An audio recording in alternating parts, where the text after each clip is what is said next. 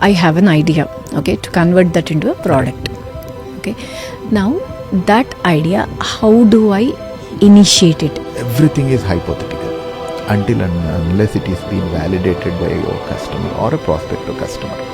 No, you are not building a product for yourself, right? You are building a product for someone which is solving their problem. Of course, you look at all the other factors when you are designing the UX part, but location-wise also, you actually give it a thought in building the UX in it. Absolutely, ma'am. So, there is no other option. It is not the way, we tune the way that, identify the way where we would be successful.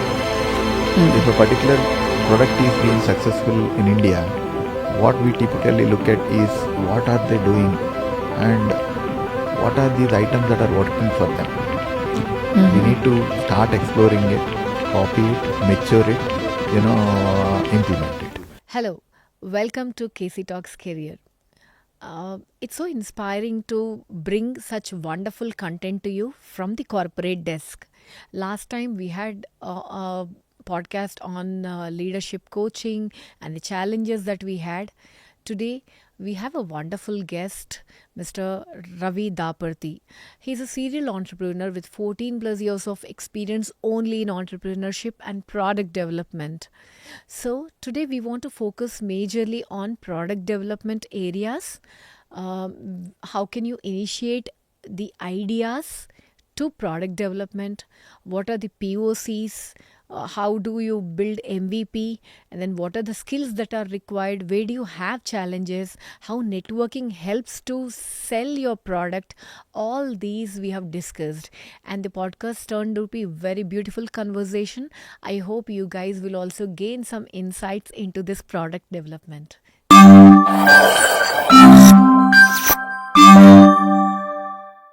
Your expertise and then discuss more on the product development today. We have, if you actually consider software, we have services as well as product, right? Your experience is majorly into product. Yes, primarily yes. Yeah. Okay. So if we have to talk more on how to establish a product organization, how to start from ideation to converting that into a product. So what is the actual initial process? Okay, it all boils down to one thing, is what problem statement that you are considering and what problem statement that you are trying to solve, how effectively that you are solving, what are the scaling capabilities of it, what are the commercial aspects of it. These are the, 5 or 6 items that you need to keep in mind whenever you are, starting a product. That is one aspect of it. That is the starting point. And what is that is anticipated? What is that is expected in 3 months, 6 months, and 1 year time? Right? You need to have an absolute clarity in terms of what you are building. This is not something that you can wake up in the morning and you try to plan for the day. No, that is not how it works in the product. Okay. And the second aspect is your team. Team is the major factor in terms of building a product. So, and the longevity of the team. A product is like a very long train and a long journey, right? So, even if one wheel is misaligned, the whole journey goes for a toss. So, the team is extremely important. You see millions of ideas every day from millions of people, but very few gets materialized. Yes. Why? Because they have the right team and right planning in terms of what they are planning to achieve. And also your end goal. What is that you are planning? Probably many of these entrepreneurs might conflict with what I say, but you need to have a proper plan where you want to end this at some point of time, right? You want to exit out of this product and make money, and you want to start something else, or you want to build this product or company vertically. That is how your planning has to be. There are different directions how you can drive your product and company if you want to get an exit in 5 years time or 6 years time. That's a completely different way how you deal that. Now, if I want to build this company for a long term, right? I want to build this as a $1 billion company or $5 billion company. You need to strategically plan that. Building up that culture, or your planning, your roadmap, your partner ecosystems, and all of that. Okay. So how do you? I have an idea. Okay, to convert that into a product. Okay. Now, that idea, how do I initiate it? In the sense, of course, you said these are the key points that you have to have in mind before you initiate it. Now, what is the first step that you do? Okay, you did that Om. Right. Now, after that, what do you do? Okay, this is very very important factor. I have an idea, or whatever it is, whatever that is originated on, in your brain, right? Everything is hypothetical until and unless it is being validated by your customer or a prospective customer. No, you are not building a product for yourself, right? You are building a product for someone which is solving their problem, and you are Yes. assuming their problem, and you are assuming that this solution would solve their problem, and you are assuming that it would work. Everything is going by assumption, right? Until and unless these assumptions are cleared out and validated, you cannot, what we say, materialize all of this stuff. If you have an idea, first meet the industry experts for whom you are solving this problem. Okay, before converting into anything, you have to meet the industry Obviously, experts. right? So Okay. now I'm planning to solve a problem for a mechanical industry or a manufacturing industry. You are assuming it, right? Or you identified a particular problem while working there. You need to Okay. validate with different scenarios, not within this organization, in a different organization. Is it the same problem across all the manufacturing units? Or is it something that I'm, assuming that this would be for all the, Based on self self assumption. assumptions, right? So get some feedback, get a 360 directions of all of this. Don't directly jump into building up a solution or a product. Build a POC, proof of concept, with the minimum resources, a working copy. Then validate that. Now I come to you, I'll explain an idea. I'm not sure whether you have understood my core crux of my idea or not. I'll give you a classic example. I'll come to you and say, ma'am, I'm building an animal. This animal will have four legs, one tail, two, no, two eyes. Right? You say, yeah, wonderful animal. This is the animal that I'm looking for, kind of. You are Okay. expecting a cow, and I'm building a donkey. Okay, Okay. so neither of us are wrong. So you need to Okay. have a working copy. That is extremely important. That is exactly what Elon Musk also says. If you have a working copy, people can visualize and understand whether you are building the right thing or not. So it's a proof of concept. Once you validate it, then you go and get into the MVP, minimal viable product. It's a Okay. step-by-step Yeah. process that you need to follow, and every Okay. aspect of it. Now, what you are doing is you are validating and you are building. You are taking the feedback and you are re-evaluating the whole thing, and you are making your corrections, and you are building. You are taking the next step forward. So that is how it works. Once you are in MVP, then you get into the next stage of acquiring the customer, scaling it to the next level, building up your teams. If Okay. if you don't have money, go for the investors. That is Okay. the whole process that it will start. Okay. Not necessarily every time do you need POCs and all of that. Not necessary. There is no standard rule as such. So Okay. I identified, I validate, I know I worked for multiple industries. I don't need a POC. I can directly get into the MVP and do it. Okay. No, there are different ways of doing this one also. I don't want to go with minimal viable product. I have good amount of money. I want to invest a good amount of time. Probably I can do building of the product for next 3 years. I don't want to touch anyone. I have enough money. I can build a full blown product and get into the market. That is one way of doing it. So it all Okay. depends on how you plan your product, your roadmap, and how you validated this idea, what level of expertise that you have, how your competitor ecosystem is. There are a lot of factors that needs to be considered. Okay.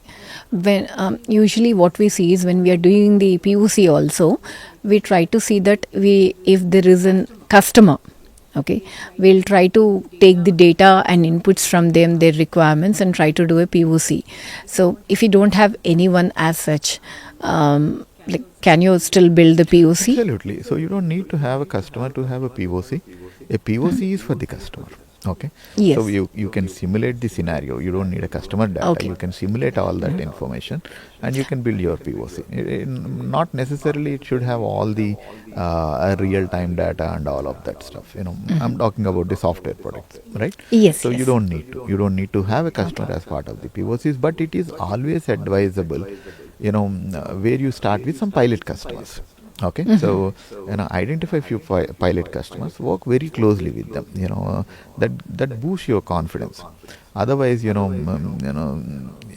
start building something which you have in your mind, not been validated by the industry, and because they are the ones who would be using this product day in and day out, their inputs extremely helpful in terms of shaping up your POCs or MVPs.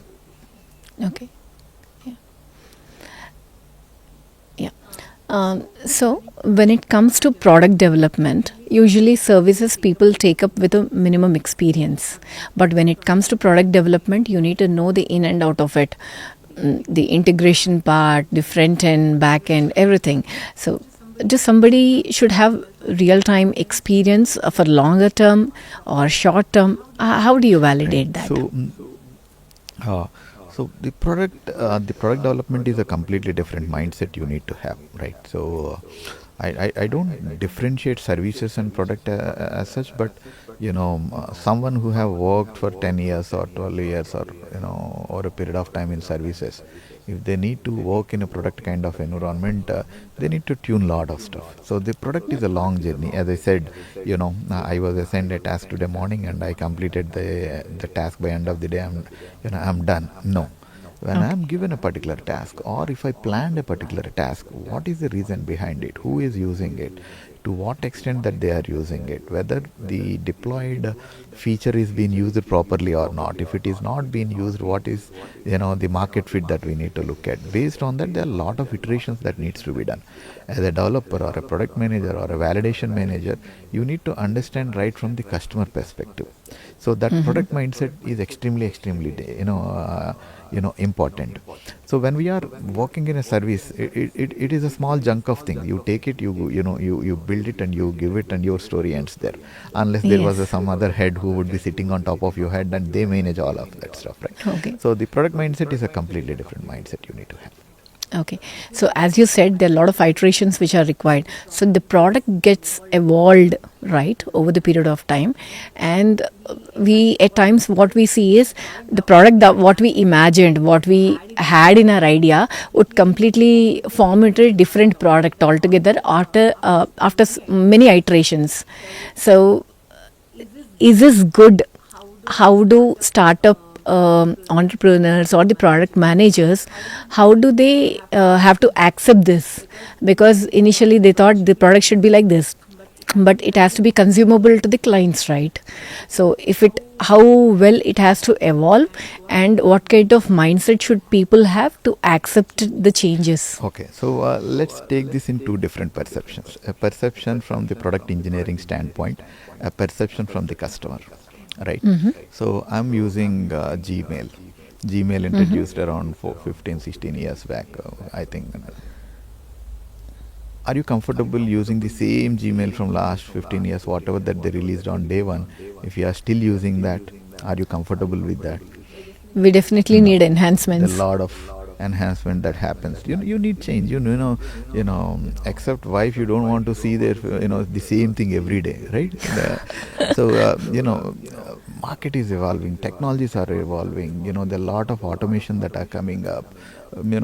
Previously 15 years back, when you click on compose, it takes 1 minute to open that window. Right now, it takes not even a half a second to open it. There are a lot Yeah. of AI. Previously, you need to think and write an email. Now you have all Yeah. the AI functionalities there. You just with a click of a button, it is happening. Right? It is Yeah. good and it is adding value to you. As long as whatever mature functionalities or features that we are building in the product, as long as it is generating value factor to the customer, it is good.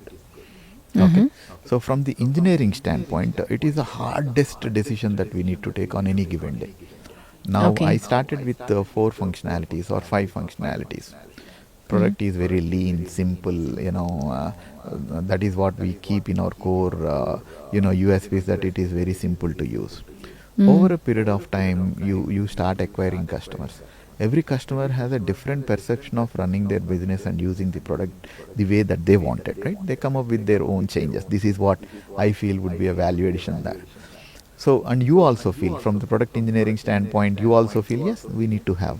Then what happens over a period of time, it slowly we pile up with lot of features. whatever you felt initially, as a USP becomes your burden there. You have a lot of functionality that has come up. The customer starts looking at your product as a very bulky one. They need to scramble between multiple screens to do a certain activity, which used to be very simple before. We have to be little Okay. cautious in terms of what is the roadmap for your product. You cannot satisfy each and every customer.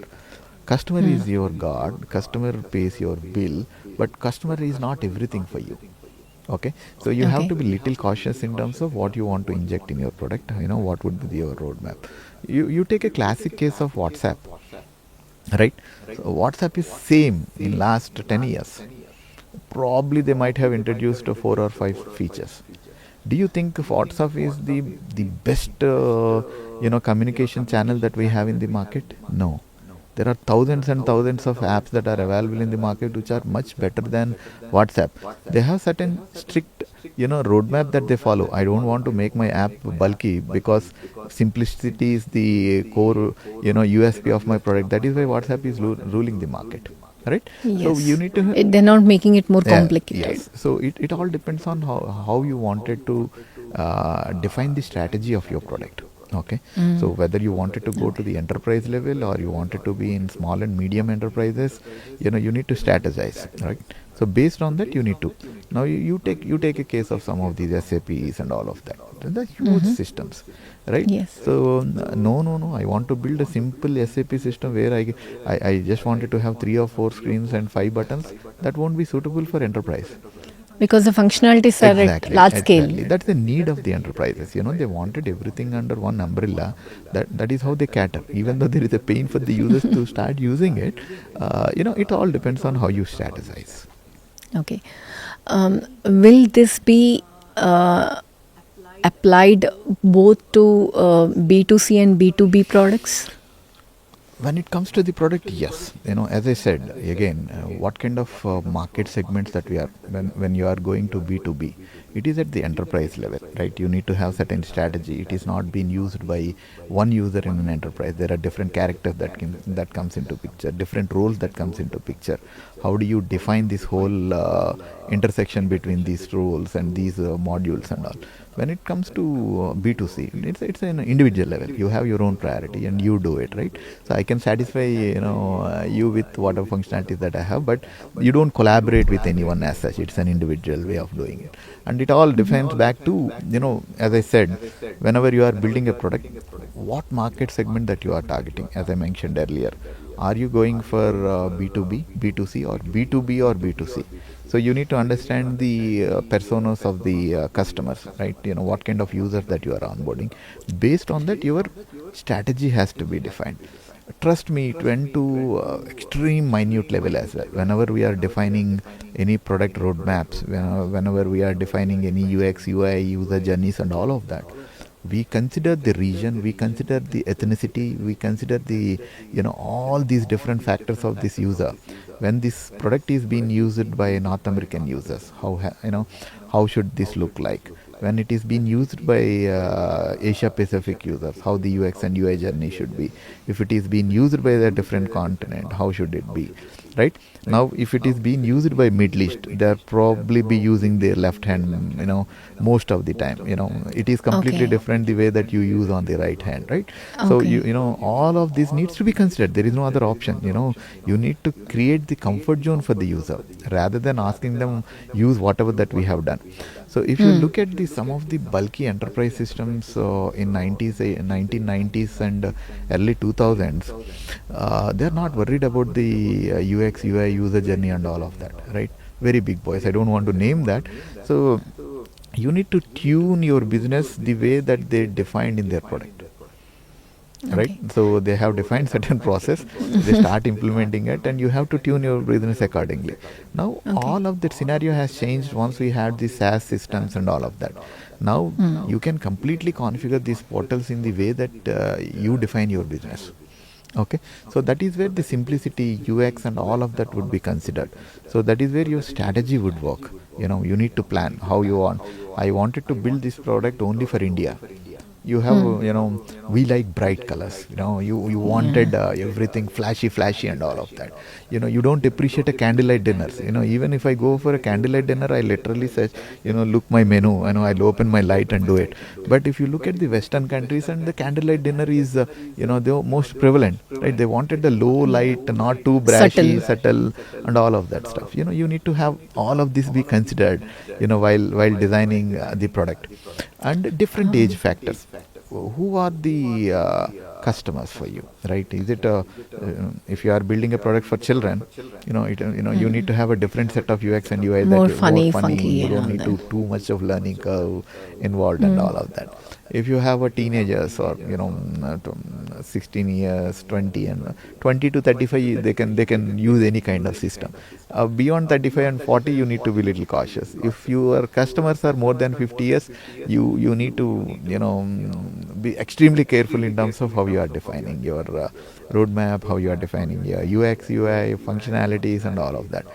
uh, at that age, if you are introducing learning curve in your product, it's a dead journey again. I know, yeah, that actually Right. implies. Okay.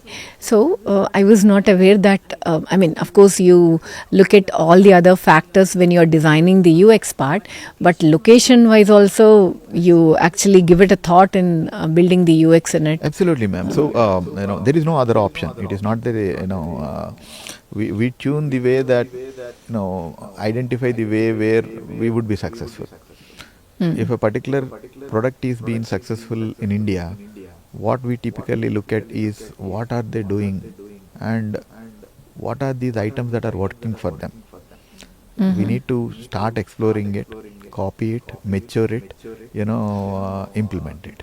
You don't have a Okay. lifetime where you can sit and innovate everything, right? Okay. So, you need to always keep an eye on your competitors. They might have done a lot of things, invested a lot of time, explore, try to understand how they are doing it, replicate in your own manner. I don't say that control C and control V doesn't work in your product, but that will Okay. give you a perception in terms of what is working. You don't need to invest your time, you don't need to reinvent the cycle. Okay. Yes, there is no other option. Product dies when innovation dies, however big you are. you Mm-hmm. know Whatever that you have built, it would die one day if innovation is not a continuous activity. Okay. Is that the major challenge, or do we have any more challenges while um, taking this product to customers? Okay, so when you are taking a particular product to the customer, even going to the customer, my way of looking at when I'm building something, I'll visualize. I build a story, right? I build a story. I build a story in such a way that I have this functionality. How can I showcase this to my customer? And this is how I wanted to build a story to my customer. And my consensus says whether my story is convincing for me or not, right? So if it is not convincing, I don't do it. I don't do it because I was the Okay. one who needs to build that story and explain to the customer. If I'm not Correct. confident enough, I convince you, right? That is Correct. very important factor. If I'm extremely convinced, right, I don't need to worry at all because I'm extremely confident that I can build the story and explain it to our customer. So we need to consider all of this. At the end of the day, if you are assuming something as a pain to the customer, it always remains as an assumption. There are chances that it cannot be, it cannot be successful. As I am stressing it again, you need to keep talking to the people, you need to keep talking to the customer, you need to keep talking to them and get the 100 different perceptions from different prospects. Based on that, you need to evaluate. Okay. Okay. So, when it comes to, as we discussed, it levels of product development, POC, MVP, and then or people who have good amount of money or build the complete product and then try to sell. What level the fundraising becomes easy? Okay. Let's do a role play here. I have Mm. 1 lakh in my pocket. You come to me. Mm. uh, Ravi, I have a brilliant idea. I can disrupt this entire world. This is what I Uh-huh. have done, and you don't have anything on your hand, right? Would I invest 1 lakh with in your idea? Okay. Very lean Maybe, chances. maybe, Very yeah, lean maybe. chances. I have a POC. Mm. A POC is not that you can give it to a customer and start using. This is something to validate your idea. Validate, yes. I have the same idea. I mean, I have the same amount in my pocket. You came with a POC and you are Mm-hmm. extremely enthusiastic. Probably compared to previous scenario, my confidence levels are slightly high. Yeah. Okay. Now I have an MVP Mm. where I have very little early customers. My confidence levels goes little up. Okay. Mm. Now I'm in the growth phase. I have customers. Product is validated. I'm generating recurring revenue. Whether I would invest my money on that, the chances are high because Mm. there is no risk, major risk involved. It all depends on their risk appetites. Okay, so there are certain ideas where the investors just invest only on ideas. There are, whatever scenario that I have given is the most of the cases, right? Most of the So cases. the idea is disruptive. Now Mm. we are talking about open AI and all of that. Mm. There was no LLMs and all. There were, but there was no proof or the way that it is being depicted now. It was not there before OpenAI. Yes. Yeah. I came to you with an idea. This is what I am planning to build. This is how it would come. Right? Okay. This is very exciting. I see a value. Right? Mm. I'll right away invest on it. I Mm. don't need a POC for it. I don't need a MVP for it and all. It all depends on the idea, right, at that point of time, and also depends on the market. How big this market is all about. Yes. Mm-hmm. Okay. So similarly, if a person who gains certain amount of experience in the industry and trying to find a problem, identified a problem and trying to build a solution for it as a product. Now we have students who have identified problems at the college Right. level and similar disruptive idea. They want to create something great product and all. Does their knowledge at that college level will be sufficient, or do they have to gain certain amount of experience, or do they have to do any short term learnings to build a product? How does that work at college level? You take Google, you take Microsoft, you take any bigger organization. They started while they're studying. Mm. All of them are college dropouts, right? Yeah. So that enthusiasm and the right problem statement that you are picking and how you are planning to solve. No, you don't need experience to do that nowadays. You typically don't need. But to validate your idea, you need to do a lot of homework. Lot of homework in terms of meeting experts, the opportunities that we have in the market, the right mentor who can guide you. All of this that would help. Whether you are in 10th standard or in your undergrad or you are in PhD or you have a 30 years of experience, it doesn't matter when you are trying to solve a right problem in a right manner. As simple as that. Okay. So you have to draw that chart of points where you self validate it, Absolutely. whether the product is worthy or not, Absolutely. before getting into the market, talking to industry experts Right. and all Right. that. Okay.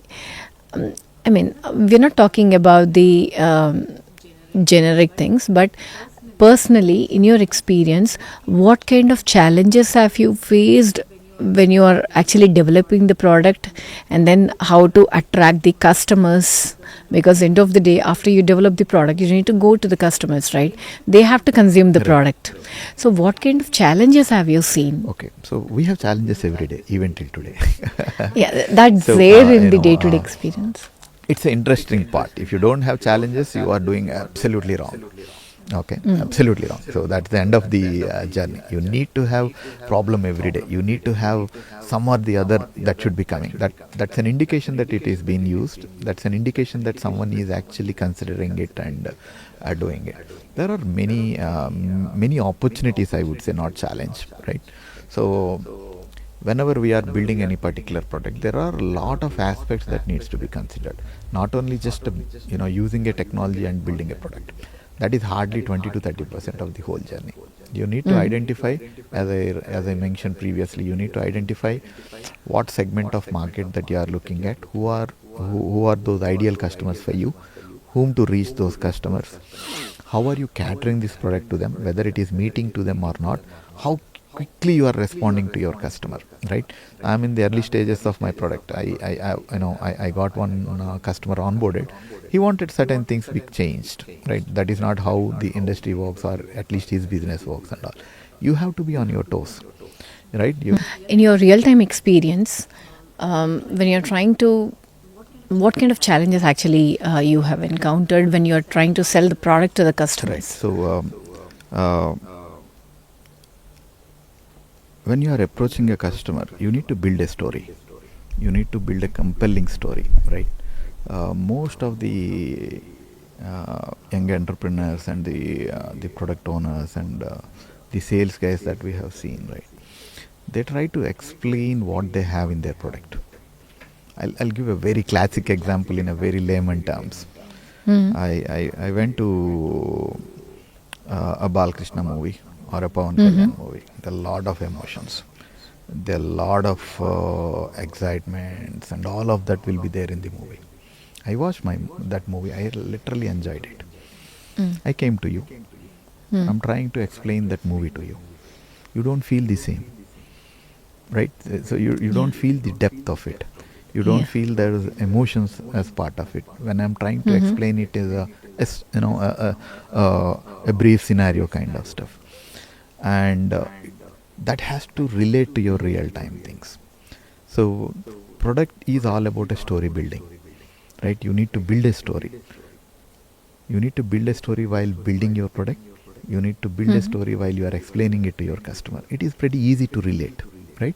So that is one factor that we need. Otherwise, it would be a plain explaining. You click on this, you will get it. You click on it, you will get it.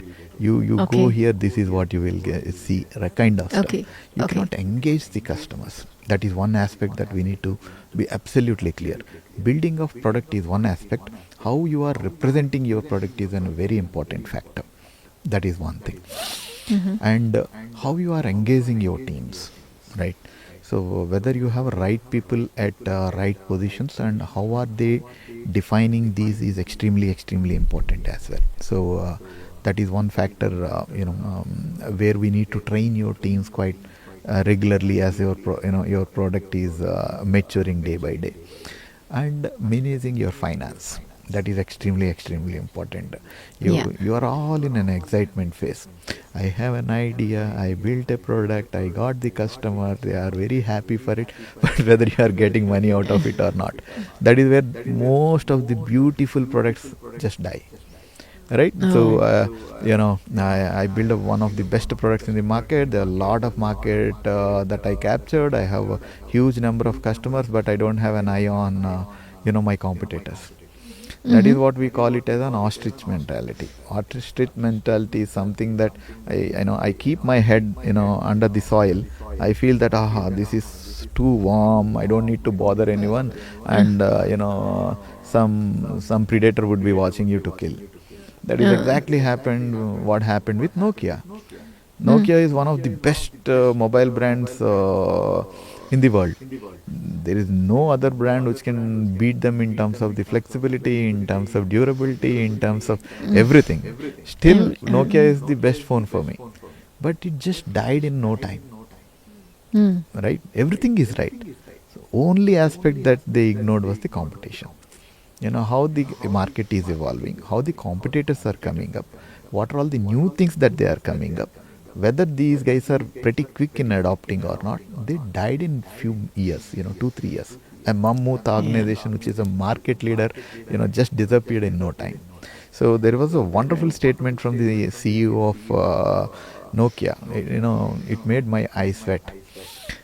We didn't do anything wrong, but we lost. Simple. That's the life of an entrepreneur. You need to have 100 ears and 100 eyes watching in all the directions what is happening, and you need to make sure that you are adaptable to the market and to your customers. These are some of the challenges. There are quite a few. These are some of the prevalent ones. Okay. Uh, then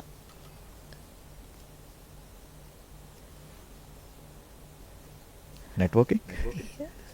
Yes, networking, we have to talk. Okay, I had one question related to that.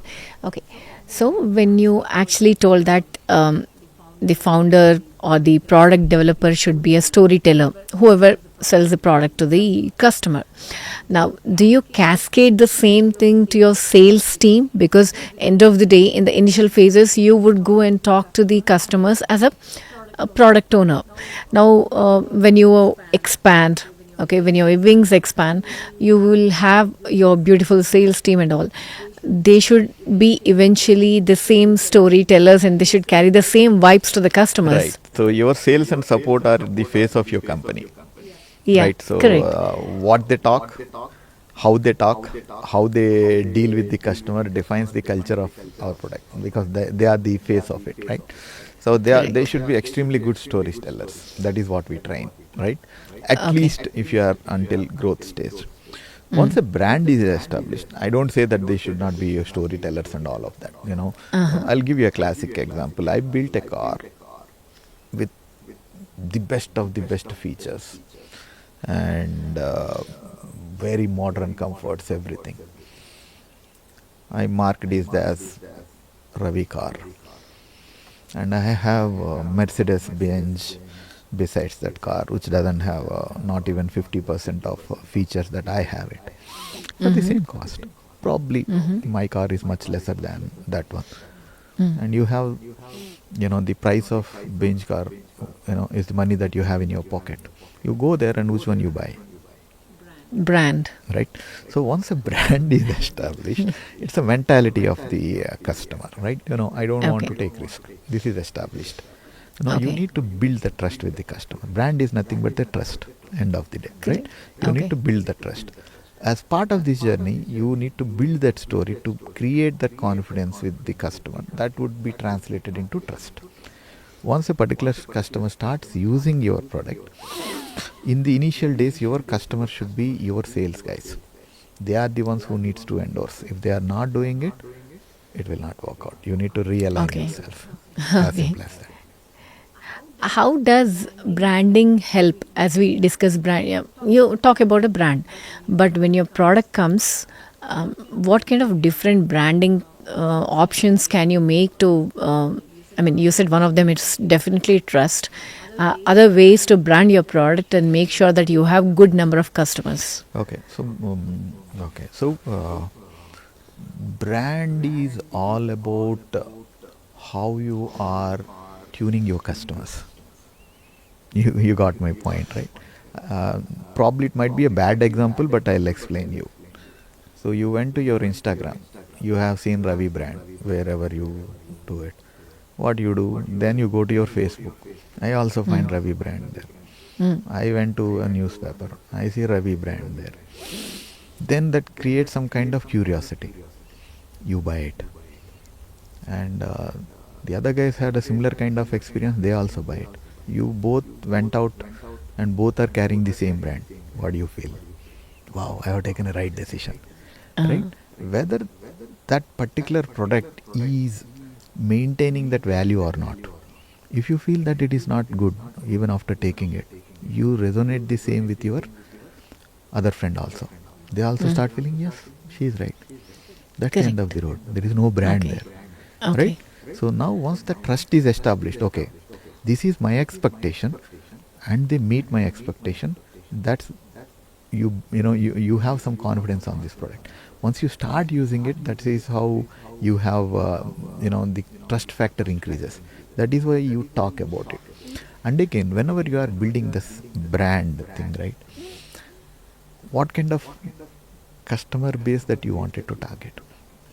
Bench is not for everyone, right? So you know why Correct. this most of these luxury brands are kept so much of cost.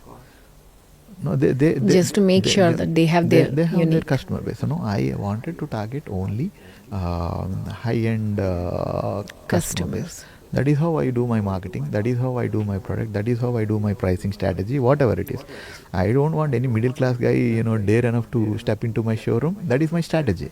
Nothing wrong about it. So there are different factors. Basically, considering the segment of customers that we are targeting, trust is the most important factor. Whether you are building a brand, or if it is not a branded, or you are planning to build a brand, or whatever it is, end of the day, if you don't have a trust, or if the trust is not being established, it cannot go a long way. Okay. And does networking help in terms of branding Obviously, yes.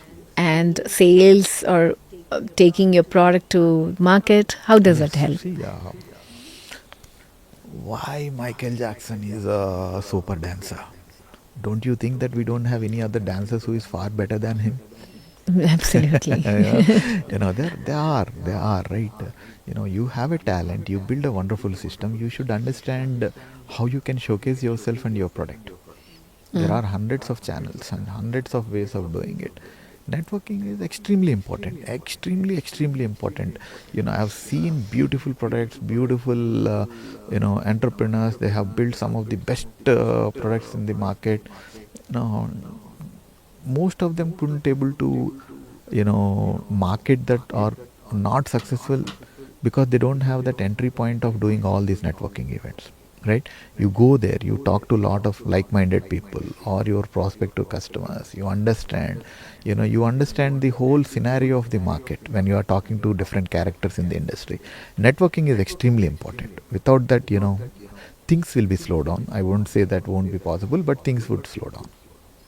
Okay. Okay. Do you have any specific area where people do guidance on product development? Any networkings or clubs? So there are quite a few. I would recommend you go there and click product management events in Google. You will get 100, but be a little picky and choosy. In terms of who are the right peers that you find there, right? There are a lot of courses and all that are available. If I say, most of these people would hate me if I say it, right? Whatever that I see in PM books and product management books and all of that, most of the time I don't use it. I don't feel those are very effective, right? Product management or building a product is more of a common sense rather than anything. But you still needs to understand what is there in the book, right? So there was one instance I'll explain in the early days of my career. I was working for one of the toughest customers in world's largest bank. There were a couple of technical leads who left the organization just because they couldn't bear the torture of this guy. Okay. So I was the chosen one. So I was given a heads up. This guy is very demanding. The word that I got from my manager was rude, but after realizing it is more demanding, not rude as such. And this guy is extremely important for them, because it's a high revenue generating, and he's one of the top guy in the investment banking. So I asked my manager, see, I don't want me introduce it to the customer, at least for a week time. I wanted to be in the calls. I wanted to understand. I wanted to see his expectations and all of that. He's okay with that. So I went into the calls. Those were blistering calls. He was literally shouting at the other side. Typically, it happens in services, right? So absorbed, and then I got into the action. I was introduced. I was handling that entire project and all, and it was an open workspace. We don't have cabins and all of that.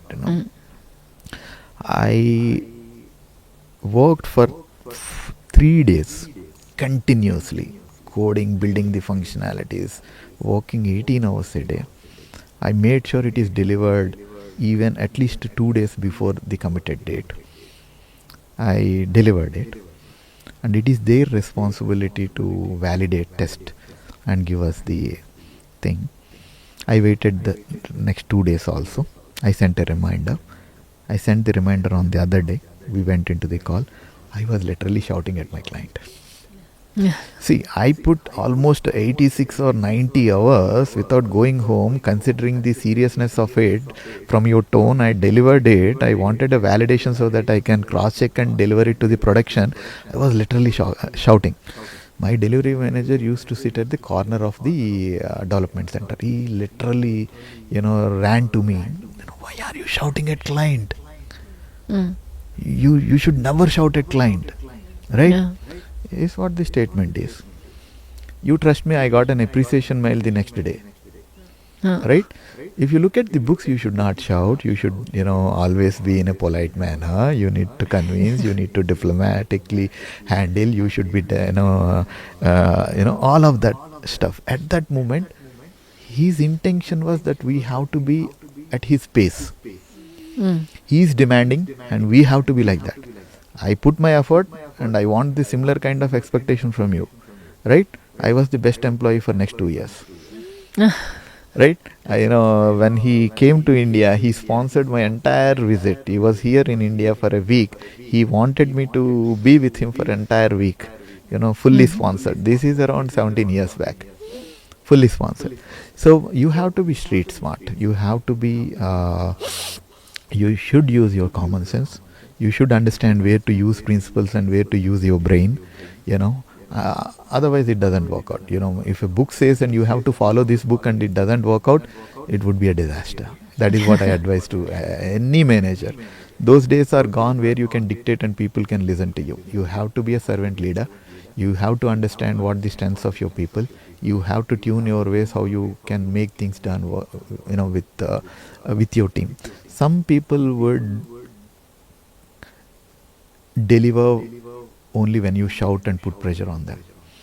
Some people would deliver only when you delegate and ask them to do it.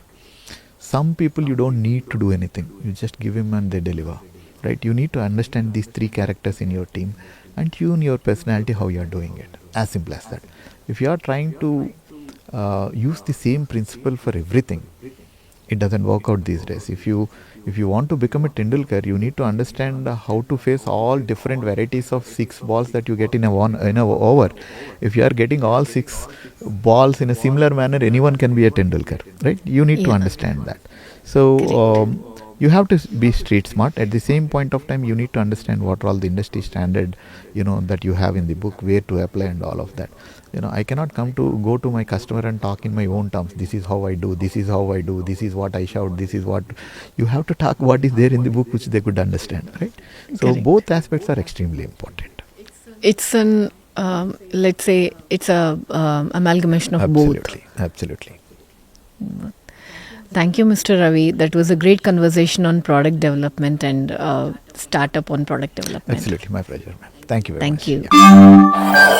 Yeah.